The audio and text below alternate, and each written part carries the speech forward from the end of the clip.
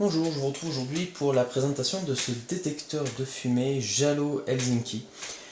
Donc il a la particularité d'avoir un look plutôt sympa, plutôt original, qui change de ce qu'on a l'habitude d'avoir en termes de détecteur de fumée, qui habituellement sont blancs, avec un design assez sobre.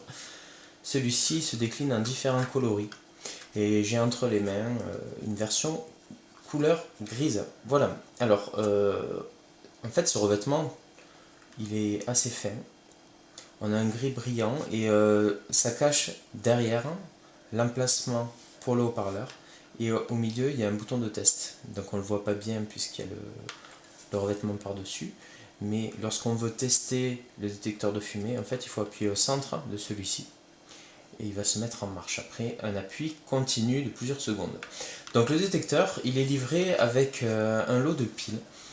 Donc ce sont des piles CR2450. Il y en a 3 en tout dans le détecteur. Elles ont une durée de vie qui est estimée à 5 ans. Et on trouve également un deuxième set de piles.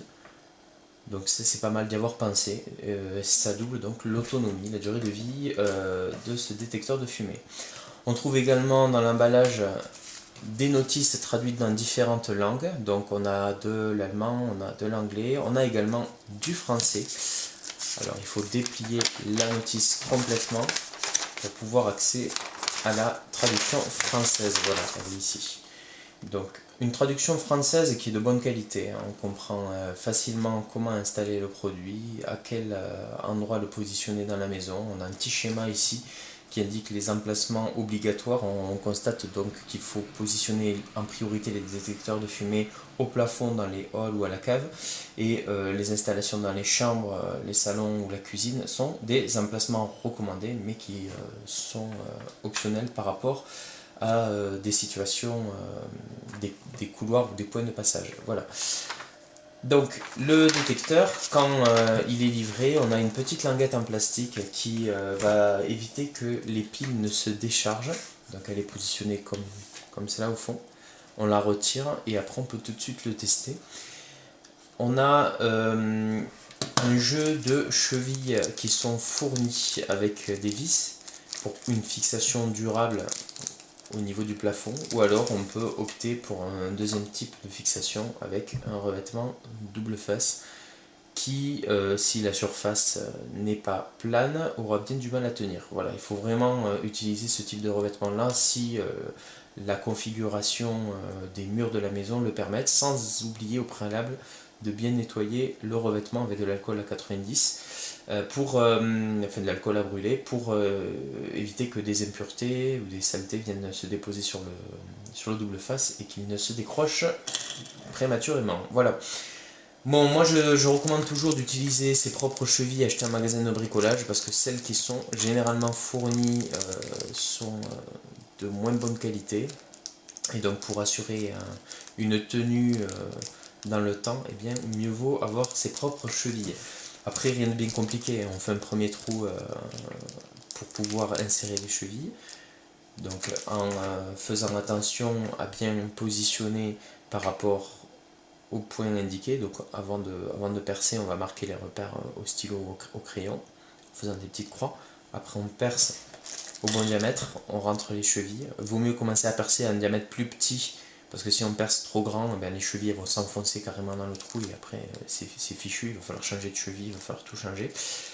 Et une fois que c'est fait, ben après on a simplement à plugger on positionne la partie du couvercle amovible contre le mur et on visse à travers. Et on utilise un tournevis ou une visseuse pour finir l'installation. Voilà. Donc ce que je vous propose, c'est de faire un petit test au niveau du rendu de ce produit. Alors vous allez pouvoir constater que le son émis est strident. Il est assez puissant. Alors je vais le tester avec un sonomètre, une application sonomètre sur mon smartphone, et vous allez voir les résultats qu'on peut obtenir en termes d'intensité sonore. Juste avant, je reviens encore une fois sur le design, le look de ce détecteur de fumée. Moi je trouve ça sympa parce que ça change de ce qu'on a l'habitude de voir.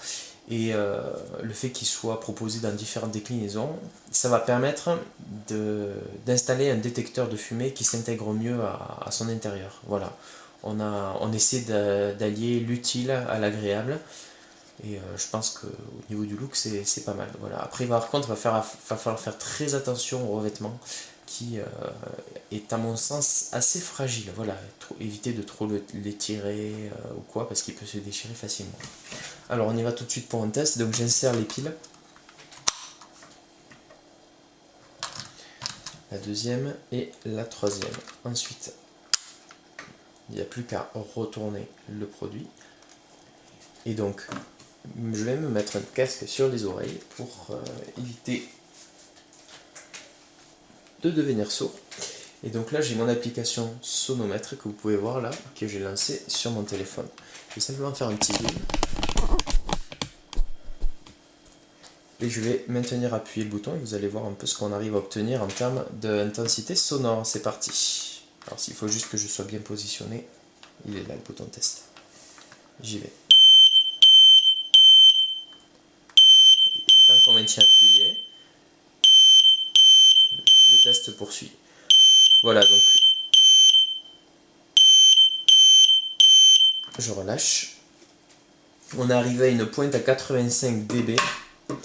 Et après en moyenne on était à 82-83 dB sur le sonomètre du téléphone, qui donne un petit aperçu de la puissance d'émission de ce détecteur de fumée. Encore une fois, ça ne vaut pas un sonomètre professionnel, hein, mais voilà, si on dort et qu'on a le feu chez soi, il n'y a pas de souci, on sera réveillé.